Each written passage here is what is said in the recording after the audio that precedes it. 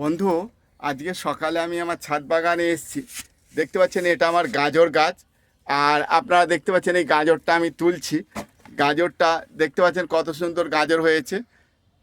তো বন্ধু, মাটি খুব বেশি পাইনি, তবুও গাজরটা দেখুন কত বড় হয়েছে, গাজরটা ভেঙে গেছে। আপনারা যদি এই রকম একটা ছোট টপে দেখতে পাচ্ছেন একটু খালি বেশি মাটি লাগে, মাটি দিয়ে যদি এরকম গাজর গাছ লাগান তো এই রকম প্রচুর পরিমাণে আপনারা গাজর পাবেন। গাজর গাছটা দেখতে পাচ্ছেন, গাজরের সৌন্দর্যটা কত সুন্দর গাছের, ঠিক ধনেপাতার মতো। আপনারা যদি ছাদের বাগানে একটু পরিশ্রম করে লাগান, গাজরের থেকে আর পুষ্টিকর এবং ভিটামিনযুক্ত সবজি খুব কমই আছে। তাই আপনারা যদি ইচ্ছা করেন, চেষ্টা করেন, এই রকম বাগানে আপনারা লাগাতে পারবেন গাজর।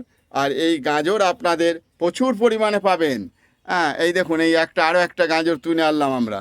হ্যাঁ, তো এই গাজর আপনারা ইচ্ছা করলে প্রত্যেক দিন খেতে পারবেন। আর এটা একবারই হয়।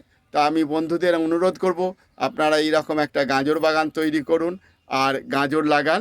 প্রচুর পরিমাণে গাজর পাবেন, গাজর তো একদম হবেই।